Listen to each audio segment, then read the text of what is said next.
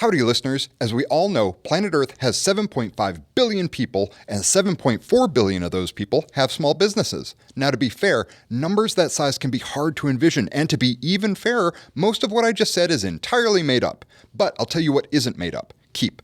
Keap is the all-in-one client management software designed specifically for small businesses. Keap takes the most annoying and laborious parts of running a small business and metaphorically tosses them into the sun. Stop grinding yourself to death with busy work and repetitive tasks. Let Keap integrate your customer follow-ups, messaging automation, next-level appointment setting, and so much more. Head over to Keap.com and start your free trial of Keap Grow, Keap Pro, or for those looking for something beefier, talk to one of our coaches about Infusionsoft, the product that started it all. More business, less work, that's Keap. Just go to Keap.com to start your free trial. That's Keap.com. One more time, that's Keap.com.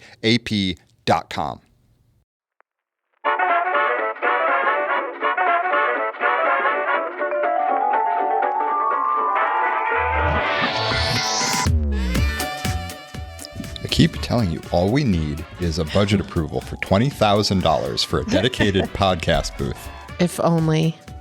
It looks very professional. Well, this is the filming studio, but we have to quick change it every time we do this because there's inevitably somebody filming in here. But what I want is an enclosed booth that never changes. I would say, just like in life, we're more blessed than some and less than others. Yeah. Well, yeah, it does. It looks very professional. I love it. It looks very green screeny too. Howdy, everybody. Welcome back to Small Biz Buzz. I'm Derek. How are you? Crystal Heft here. And I'm super excited. This week's guest is, would you like to introduce yourself to everybody? Oh, sure. Hi, I'm Veronica Belmont. I'm a product manager and evangelist at Adobe Spark. Yay. Awesome. So some of you will probably know Veronica from her time with Techzilla and venues like Sword and Laser, which is where I first became familiar with you. I really loved you. One thing that I've shown other people is your time, your appearance on Tabletop when you were playing with Jonah Ray, which was, what was that game? War of the Battle Wizards. We did the first. I've been on Tabletop twice. The first time we played Ticket to Ride. That's a great one. I think that we played that game. And then the second time we played some kind of crazy, there were like demons and it was like a super metal game. I can't remember the name of it. It was Epic Spell Wars of the Battle Wizards. That's it. No, that's not even the whole name of the game. Epic Spell Wars of the Battle Wizards Confrontation at Mount Skullfire. Wow. I believe is what Veronica, it's called. Veronica, I'm going to warn you now. You have two fanboys in this room. That's not untrue. I'm sure by the end I'll be a fangirl, but I just want you to know what you're dealing with. Since you already said yes and we're already rolling, I want you to know what's to come. Yeah, people are going to be mad about this because I'm going to talk too long. I bought that game because of that. Because of that show. I'm getting the signal to change topics already. I bought it. I'm going to wrap up soon. And my wife is still not super happy about that purchase. We played it once and she's like, we're never playing this game again. Oh, man. I don't even own a copy. I feel like I should be playing. Maybe I do own a copy. I might own a copy. I have to check my game closet. The game art's delightful. Yeah. I feel like when I say he's a fanboy of yours. He bought the game just because you played it. So I just want everyone to know how creepy this is. It also had really cool art. It seemed really fun. Yeah. The real reason that we have you on the show, the actual reason, is because of your current role with Adobe. And I was wondering if you could speak to your role working with Adobe and Adobe Spark in specific. Sure. So I've been at Adobe for about 2 years. I joined back in early 2018 or thereabouts. And I have an interesting role. So I'm a product manager. So that's like my full-time job, but I'm also an evangelist, which for many people, I mean, that's a title that people at Adobe have. We have evangelists who work for the different CC apps, for example, and they pretty much spend all of their time going out and talking about the products, talking to users. And I kind of have done that in the past through some of my other projects. And so when I joined the Spark team, they were like, well, we would love for you to be able to do some of that, but we also want you to be able to be a PM And I have found that those two skills actually align really well, because through the evangelism side, I'm spending a lot of time talking to customers and users and people who are, small business owners or side hustlers or people in that kind of space.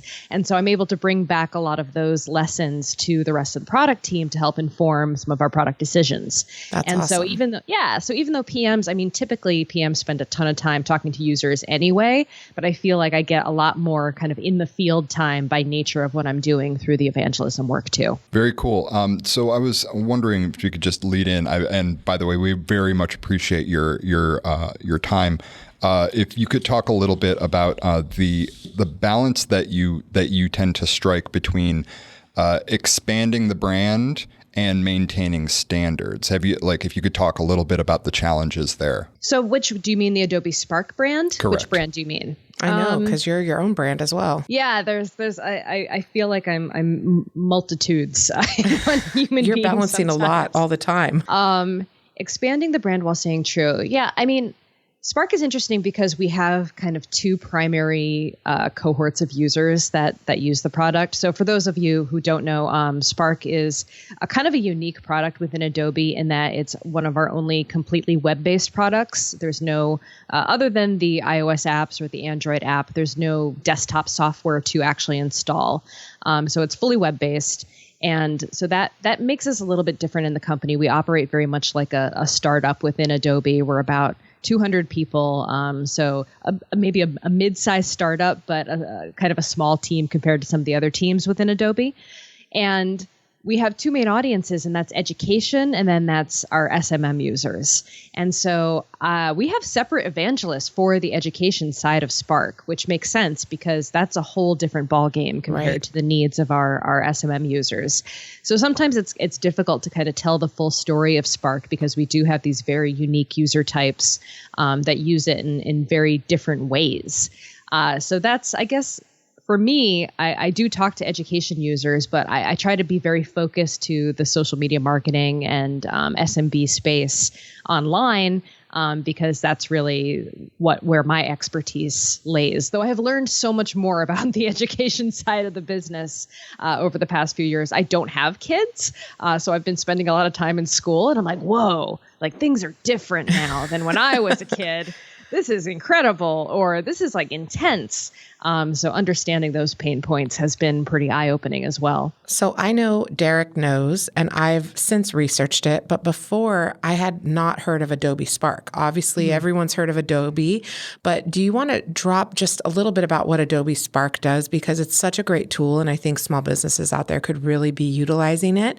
So I'd like to make sure we share a little bit about what it does at the base before we get into too many deep questions. Mm-hmm. Yeah, so Spark is essentially a suite of products.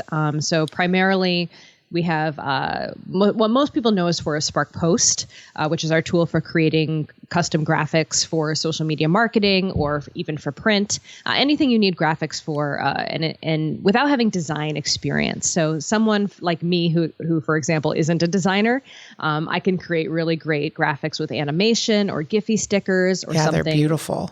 Yeah, with my professional branding attached to it, you can import your logos for your small business, and we recognize all the correct colors, the correct text codes.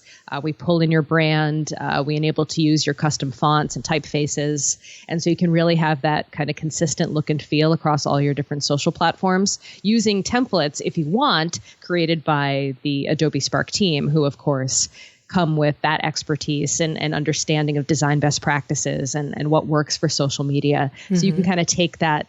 You don't have to know that in order to look like you know that, if you know what I'm saying. Yeah, they looked really advanced. I'm the social media marketing manager here, and I was very impressed with those.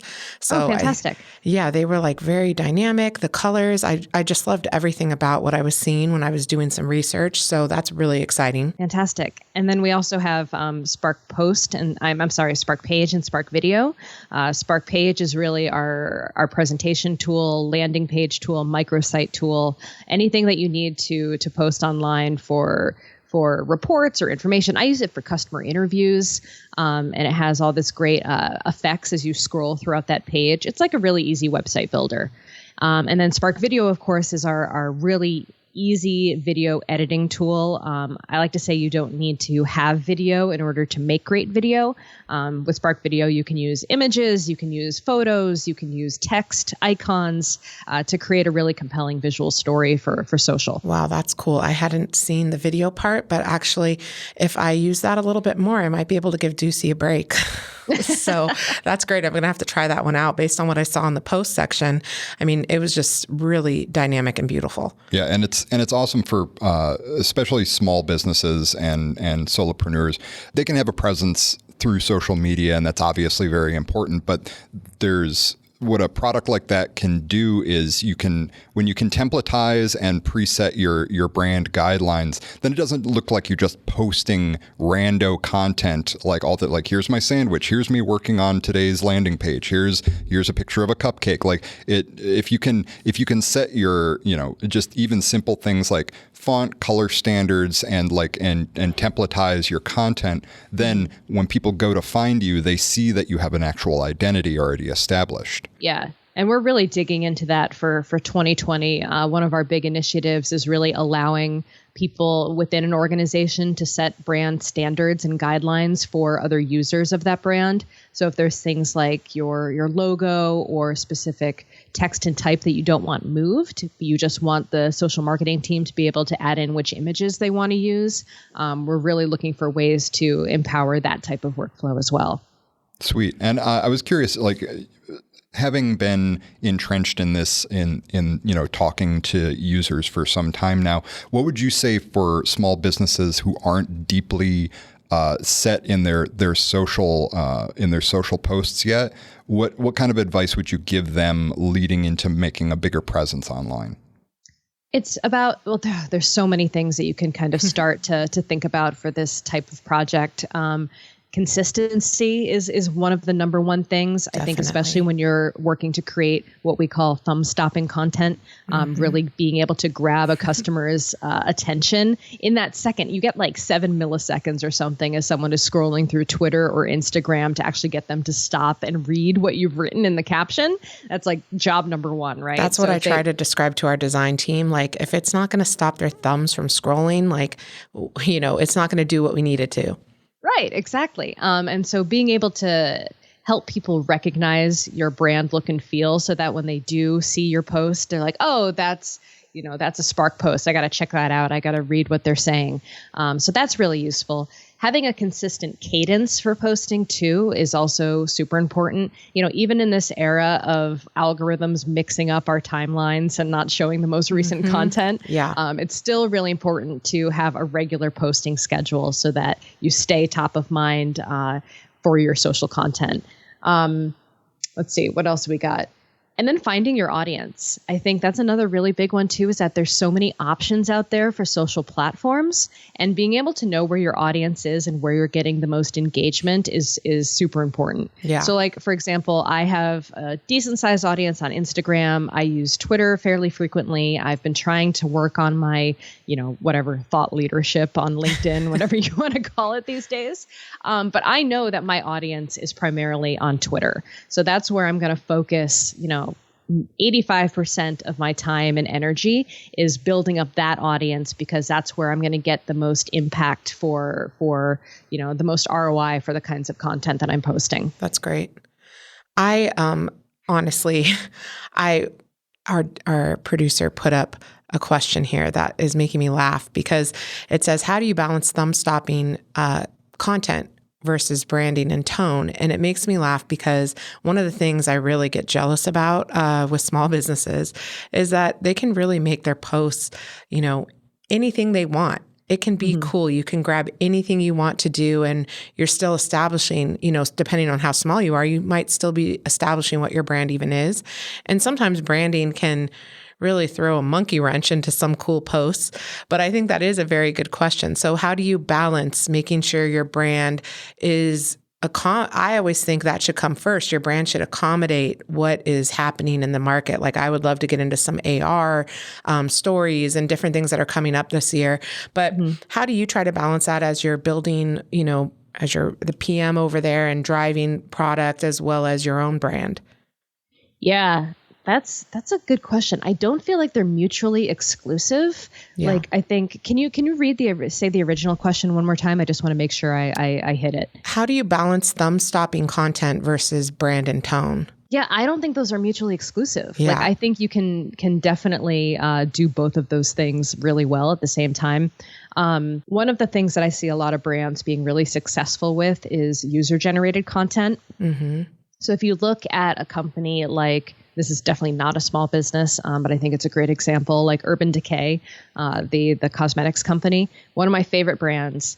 And they do just a phenomenal job on their social channels, especially Instagram, by incorporating user-generated content that still is on brand with what they're posting when they're not using user-generated content. So they've got this really cohesive like color story that they use for all of their posts. It's usually like a pinky purple, and all the user-generated content that they're pulling into their stream still aligns with that color story. And so when you look at their overall posts, you're seeing like really cool stuff from these influencers or from just regular people who are using their products, but they all still maintain that branding that they've worked so hard to convey. When you said the pink and purple, I was already like envisioning their packaging.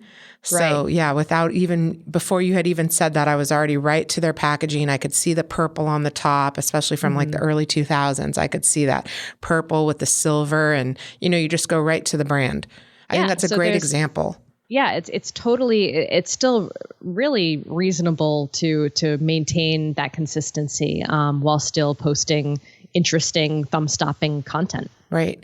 How do you look at some of the trends and then bring that back to make sure that your product is offering that? Because when I saw it, it really was fresh. It's relevant to today's social and the post section.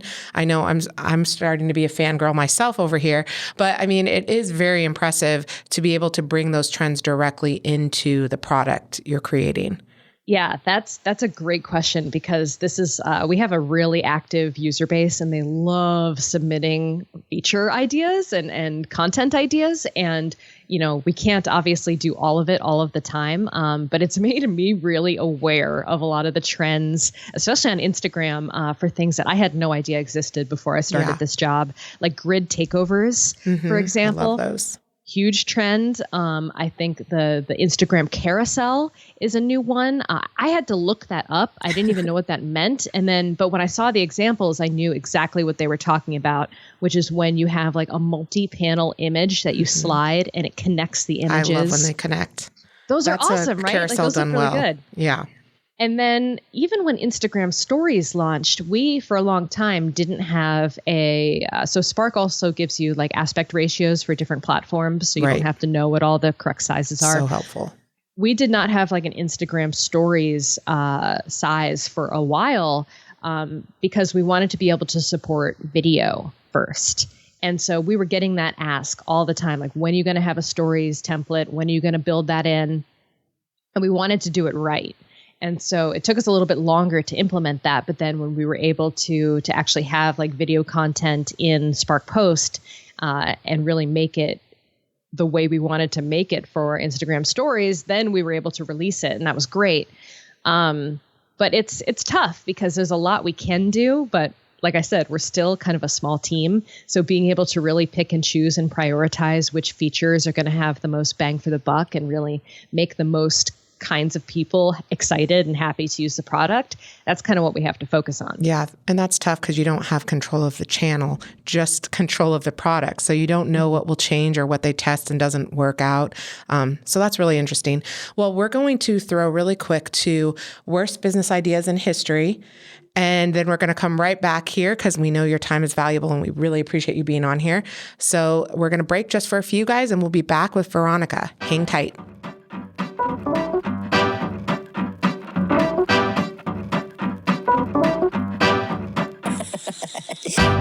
Howdy, folks. I'm Derek Haryu. And I'm Ducey Van Dusen. And this is Worst Business Ideas in History, the show where we look back at some of the most brutal missteps, failures, and flops in consumer history. and make fun of it.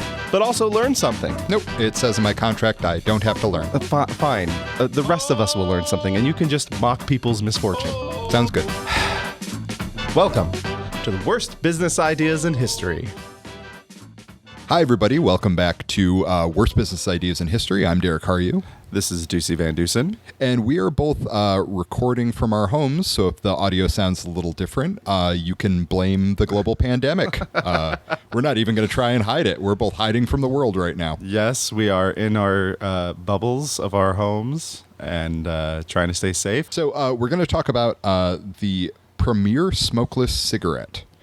This was a product developed by R.J. Reynolds and surreptitiously through some other cigarette companies as well to try and develop a reusable smokeless cigarette to try and combat what was being seen in the 1970s as people, not wanting to bother other people with secondhand smoke and to avoid giving secondhand smoke to other people, but was really another way to get people to smoke more often, because if you can eliminate the need for people to not have to sit in a smoking section, that's just one more place they can consume tobacco. Yep, not sit in the smoking section, not bother other people, just make it easier to do, right? Right. So that makes sense. So not really like health related at this point.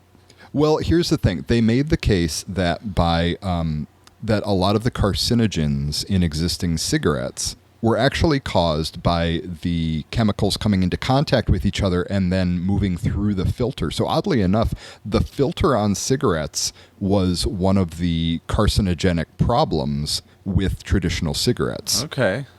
Their own research led them to this conclusion. And so what they did is they spent over $800 million in the 1970s, which means it was probably like the equivalent of like $2 billion now, to develop these cigarettes that were basically a charcoal briquette condensed down, injected with tobacco, and then pressed into an aluminum cylinder that the person would then light the end of and like just suck through this aluminum cylinder instead of lighting the end of a physical cigarette. What everybody missed, besides I guess my computer camera, are a series of confused looks on my face. But okay, that's that's one way to do it. Yeah. So they test marketed this in St. Louis and in Tucson, Arizona, and Phoenix. Oh, okay. Well, it was just a little too much before my time, I think. If it was in the 70s, very much so. Gotten it here in Phoenix, but yeah. So they test marketed it there. They sent millions of these cigarettes to local stores and stuff. And the response immediately from store owners was that the sales were small to non-existent. People did not want this program from Jump Street. Okay. So now I'm curious about like how they came to the conclusion that they thought people would want it. If from the very beginning it didn't even, like our Olestra one was kind of like, at the beginning it was good and then it was bad, but nobody cared from the beginning. No, apparently what had happened is their market research was based entirely around focus groups with smokers and asking them, hey, what are some of the problems you face as a smoker? They really tried to galvanize smokers as being like, you're a persecuted group of people. People tell you, don't smoke here, don't smoke there. What are the things that get in the way of you smoking whenever you want to smoke? Okay. And what they heard was, my office doesn't let me smoke inside the building. Like, even in the smoking area, people are like, you can't smoke near this building. You got to go stand by the curb. My wife, my spouse doesn't like it when I smoke in the house. I got to go stand out on the porch like a dog and smoke. And so they're like, okay, well, the solution is we eliminate the smoke part of smoking and give people a different way to consume tobacco. And so they created these cigarettes, but the problem was every single report, people said it tasted disgusting. It tasted like burning plastic. And so people were like, it tastes terrible. There were complaints that the cigarette, the plastic cigarette itself would burn your fingers when you were using it. Because it was, you're basically holding a rolled piece of aluminum between your fingers and heating it up. Yeah, you mentioned the aluminum. Yeah, that the metal usually conducts the heat there. So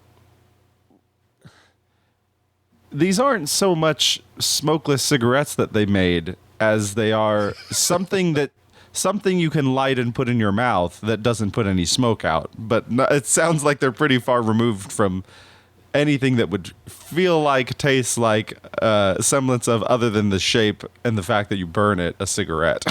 Yeah, universally, when people tried these things, they did not like them. Smokers tried it and they're like, this is nothing like smoking a cigarette. It tastes disgusting. I don't like it. It hurts my hand. It gets grosser the more you use it. And so they kept trying to basically tell they tried to tell consumers that they were straight up wrong. They were like, oh, the problem is you haven't smoked enough of these yet. You can't just try one and be done with it. So they literally told people, if they would try to return them, they're like, no, keep it for a week or smoke an entire carton worth of these things and then see how much you like it. So you're telling me that Apple didn't invent your holding it wrong. This is Correct. This has been Yes. tried before. Yeah, they literally tried to put the onus on the consumer to the point where they were holding focus groups where they would get people in a room and they wouldn't let them smoke. They were trying to basically they were having what they called, through their own language, what they called Tupperware parties for these cigarettes, which was they would set up these focus groups. They would bring people into a room. They would convince them against their better judgment that the cigarettes were great. And then they would give them a bunch of them and say, tell all your friends and make sure you talk to them in the way that we told you to talk about them, which to me is the most interesting part of this Wow. story. There's definitely the story of like, this is just a bad product and people didn't like it. But these focus groups are what I really honed in on.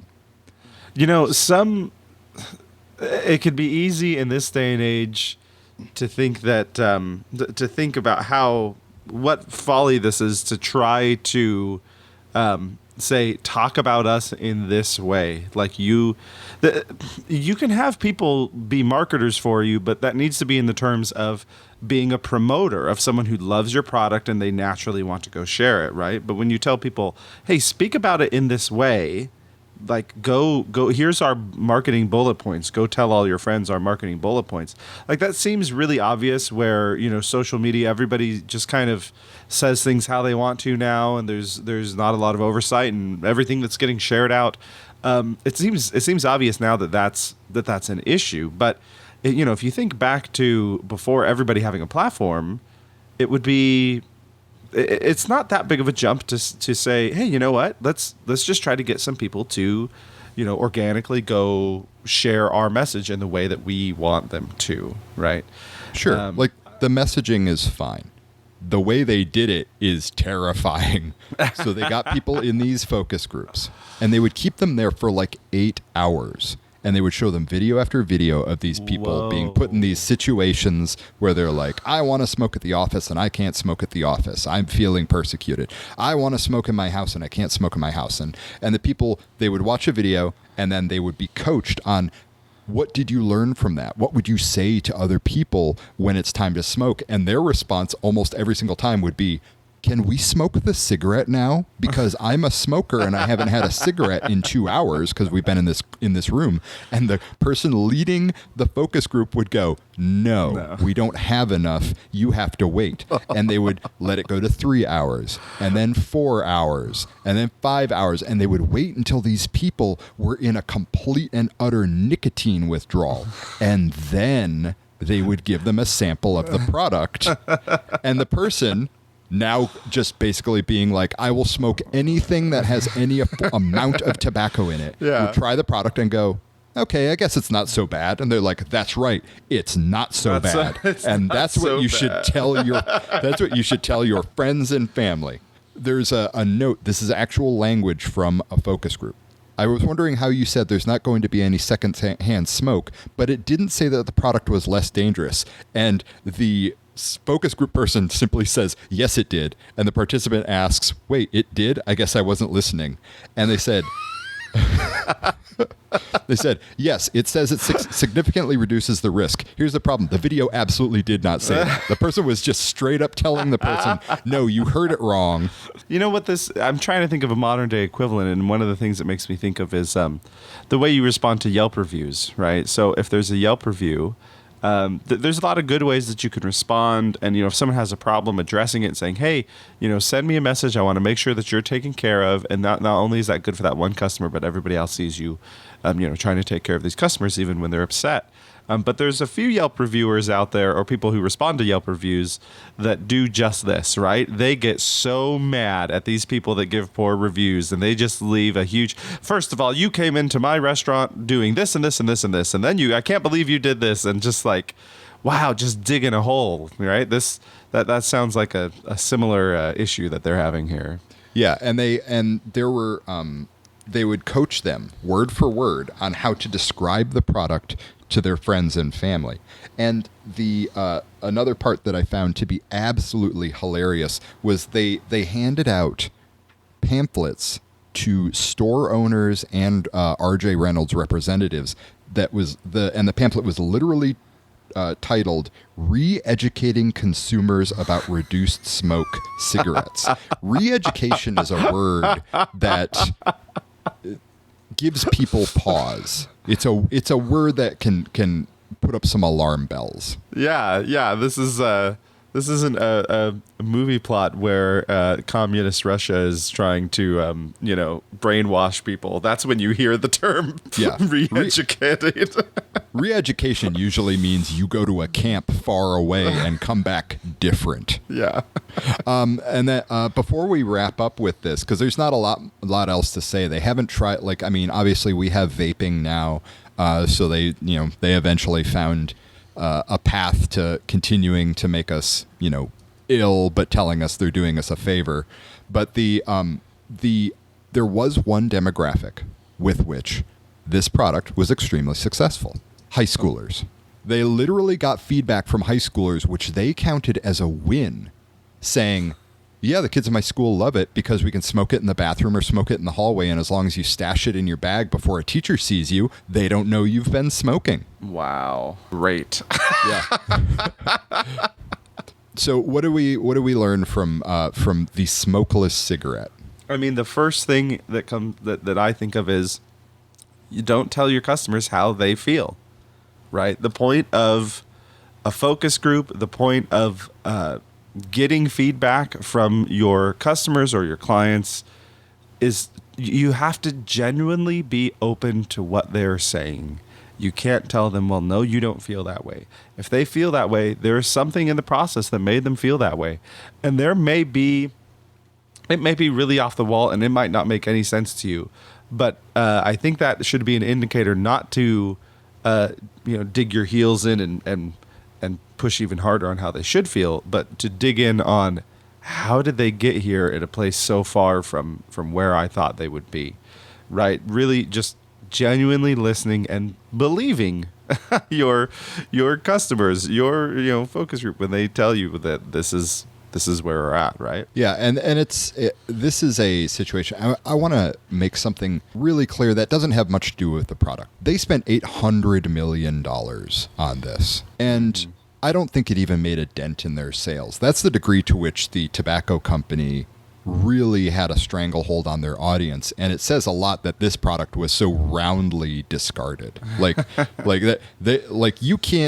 You can't produce a failing tobacco product from the 1970s all the way through the 1990s. I remember being on not even a high school, it was a middle school hockey team where fully half of the kids that I played with either dipped or smoked and did so in front of their parents. They still couldn't sell this.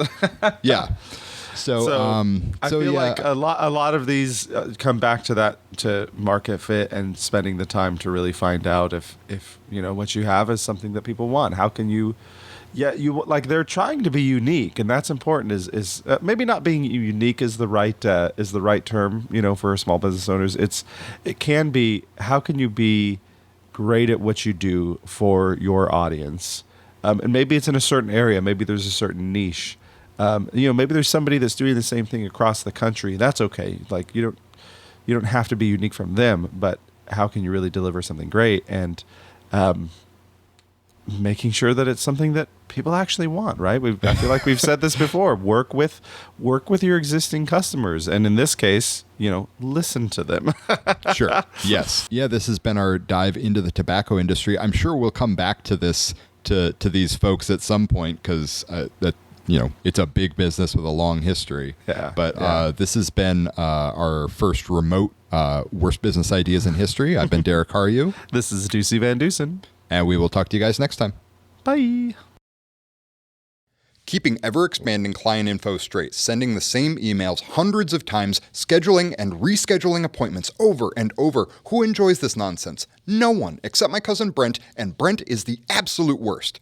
Keap is the premier all-in-one CRM. Just head over to keap.com, that's Keap.com, and start your free trial today.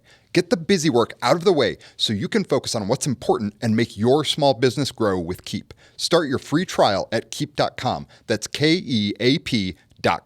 More business, less work. That's Keap.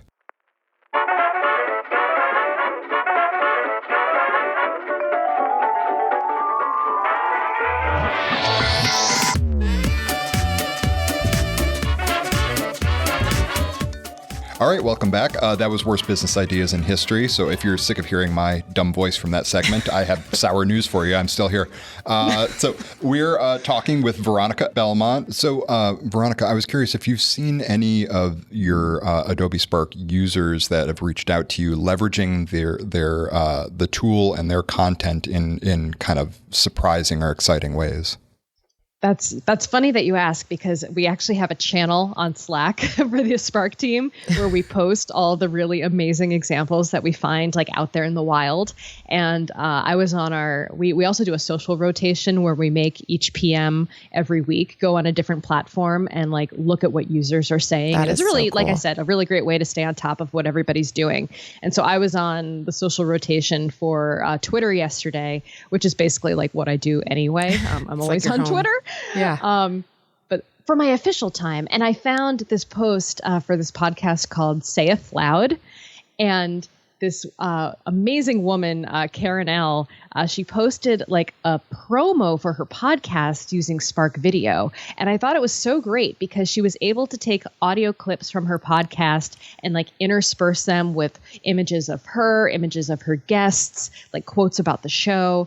And That's I thought it was cool. such a cool, and she posted it to Twitter. And I thought it was such a cool way of making like a promo for your podcast that still used video also, even though it's an audio show. Like I was saying before, you don't need video to make video. Yeah. And so that was super cool. And then the day before that, I was actually, I think I was in our Spark Insiders group, which is like our closed Facebook, like super user group where we all share stuff and talk about product. It's really fun. Anyone can join. And this guy, Ricky Rax, has this SoundCloud page, Ricky Rax, and all of his album art, all of his track art for all of the songs that he's creating on SoundCloud were all made in Spark Post. Oh, that's cool. Yeah. And so I thought it was super cool because they all were different, but they felt very much like him from song to song. So it was like recognizable.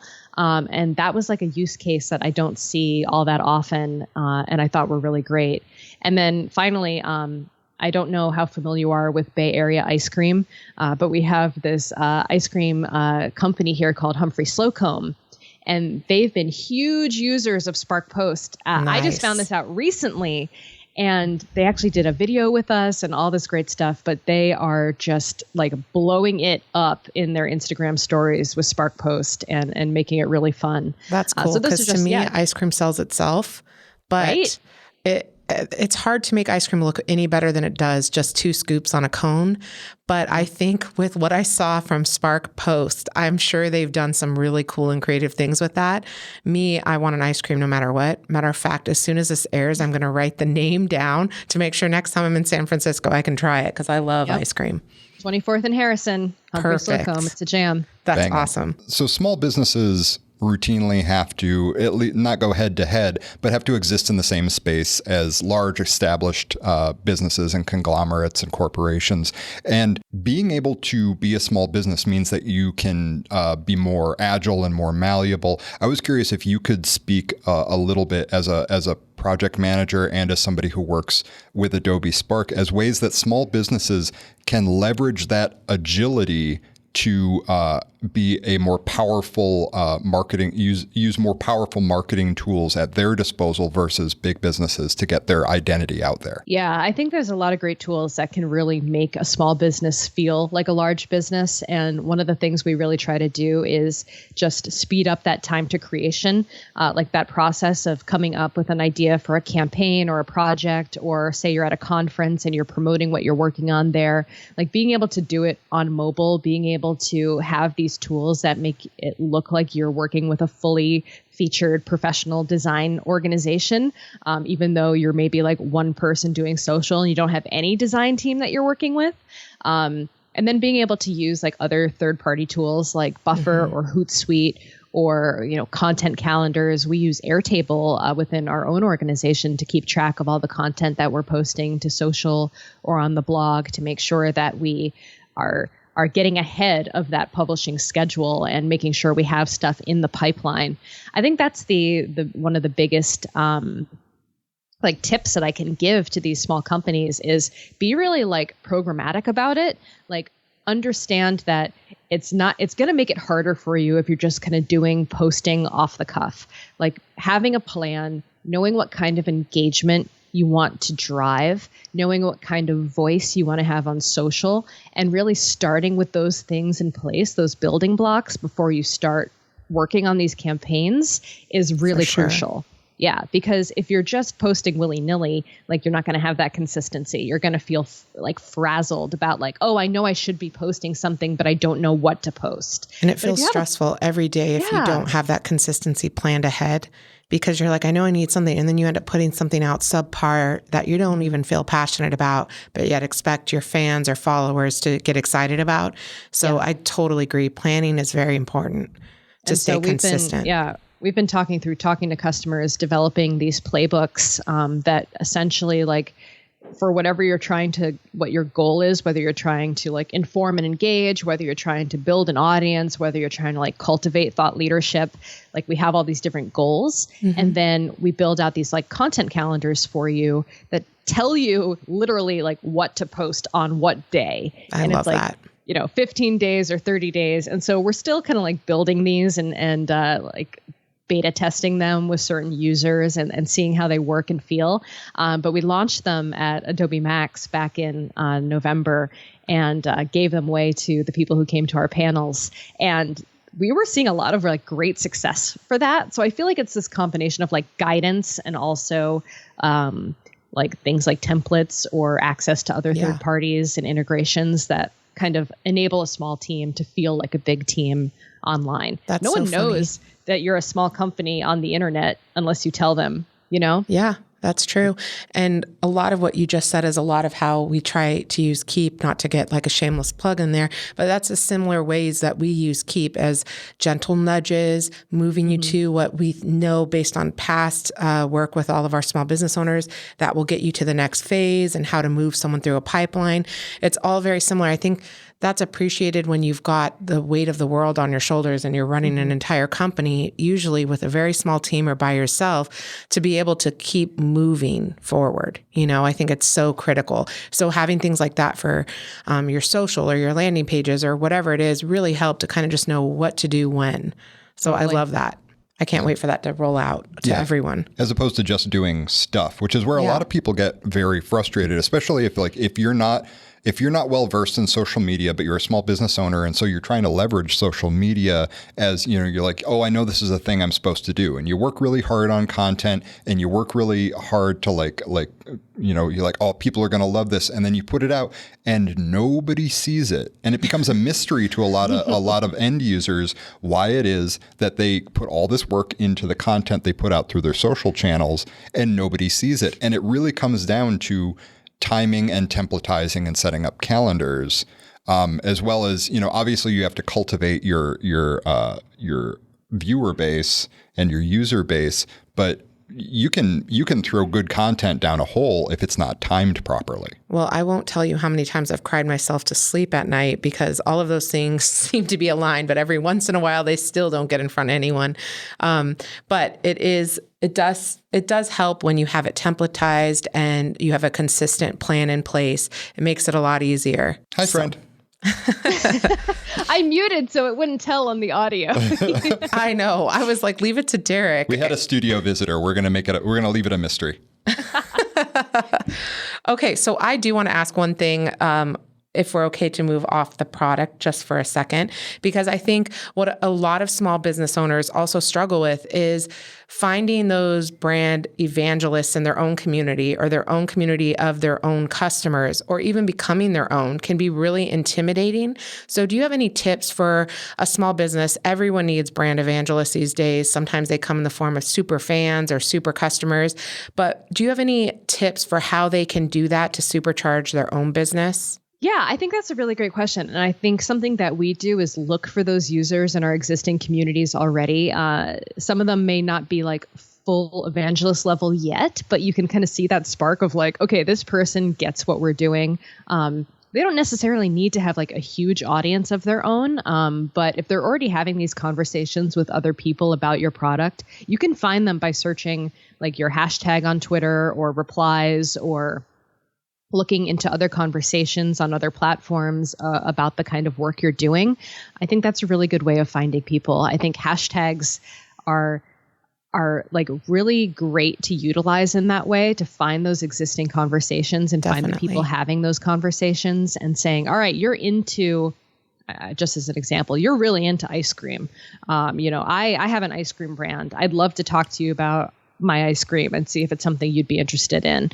And I think that's one way of getting started when you don't have a huge audience to choose from, is see what conversations are already happening on the wider internet. Yeah, that's great. That's a great tip. So we're getting close to the end. I had one more question I definitely wanted to ask you, and that's as a PM, because we serve mostly small businesses, but I mean some medium-sized businesses, and even in small businesses, you need, there's going to be people who act as project manager out there, and I was curious if you could tell us some of your strategies for weighing short-term feature requests versus long-term development. Like inevitably, if you're working on any kind of project, especially if it's a digital product, that there's going to be stuff that a dev's going to be like, we need to implement this right away. And you're like, okay, well, we're on code freeze for quality. So how do you balance what goes in immediately and what has to just wait for later in the year? One quick thing, as a product manager, we're very sensitive about being called project managers. I'm sorry. Fair. It's a totally different thing. A totally very valuable, awesome role is the project manager. We're just different. We're different. We do different things. We're not sensitive about that at all. Not at all. I'm super. All I can do is apologize. I'm sorry. I'm a content creator. I don't know what the people above me do.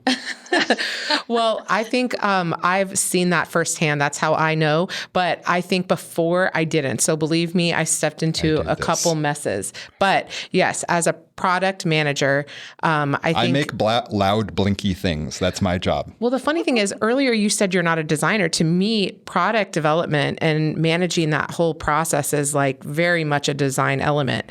But I do love your question. So we'll stop teasing you now. I do have an answer for you. Okay. Throw my question sheet away.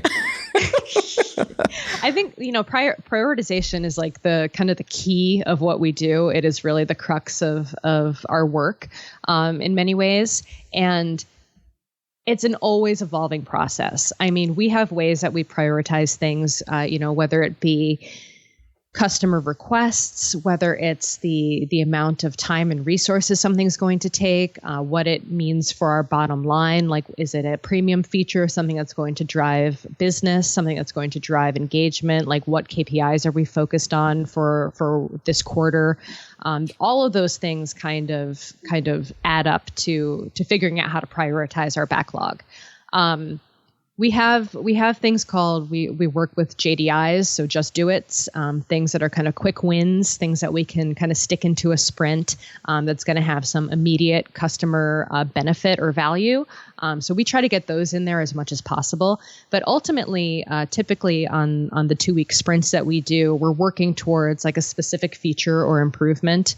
And sometimes that's part of like a wider initiative. Like this year, we're working on a kind of cross-functional, cross-team, like larger scale initiative that we're all resourcing like about 60% of our time towards. So that's like one thing that always there's going to be work around that in every sprint that we are working on.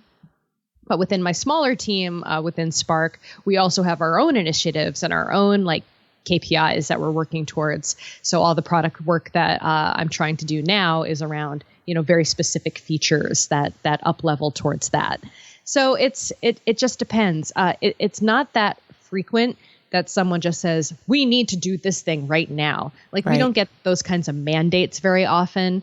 Our management team, our VP are all really awesome about understanding and talking about the wider scope of work that we have to do. And they trust us to make decisions for our specific product areas. So I don't remember the last time there was any kind of like mandate or like strongly worded request for something to get done. So that's good. I mean, that is really good, because I will tell you, if we're being really honest, we've had a few, but and that's we're improving. We'll see if Crystal asks me to edit that out later. No, I stand by it, but we all stand by it because one of our values is owning it. And I think sometimes, we're trying really hard to move fast over here right now too. So we have some new guardrails in place, but there have been times that something comes down the pipes really quick and we need to get it resolved fast for our customers. So I think it's always a balance when you're doing what you do, because sometimes you don't see how one thing will affect something else until it's live and customers are using it. So I think that's pretty impressive. You guys are definitely rolling along there if you haven't had very many of those recently. And I think we're on our way to that. Yeah. No org I think is perfect. I think it's always about finding that balance, and definitely you just never feel like you have enough time or enough people or enough energy to like get all the things you want to get done. Definitely. And so it's just about communicating that out. As long as you're communicating and managing expectations and making sure people aren't feeling burnt out or frustrated or not heard, I think you can have a pretty happy org. For sure. I do think we're all happy, even when we get those urgent ones. So that's a good thing. But I do hear what you're saying. And the communication is very important, because I sometimes think us marketing folks, we try to move our product managers too quickly. And it's like, they're being very realistic about their time frame, and we have to trust that and support that as well. Yeah, I think one of our big jobs too is not protecting, but making sure that the engineering team isn't getting like outside requests or feeling too much pressure. Like it's about protecting everybody in the organization too, and making sure that everybody understands what's going on. Definitely. Very cool. Well, this is the third time our producer is giving us the red card that says wrap it up. Oh, come on. I know. I feel like these conversations are so good. I've loved every minute of it. Yeah, this one went quick. Veronica, thank you so much for being on the show. We really appreciate it. Do you have anything you'd like to plug right now? Yeah, I mean, of course, Adobe Spark, spark.adobe.com is where you can get started with that. I do my own podcast, too, on science fiction and fantasy, as Derek mentioned, called Sword and Laser at swordandlaser.com. And you can follow me on Twitter at Veronica. Awesome. Very cool. Well, this has been Derek and Crystal. And this has been Small Biz Buzz, and we'll talk to you guys later. Thank you. Thanks, Veronica. Thanks for listening to Small Biz Buzz. Please take a second to subscribe to the show and leave a 5-star rating. It helps keep the show going. And if you need a hand with growing your small business, head over to Keap.com. That's Keap.com and get started. More business, less work. That's Keap.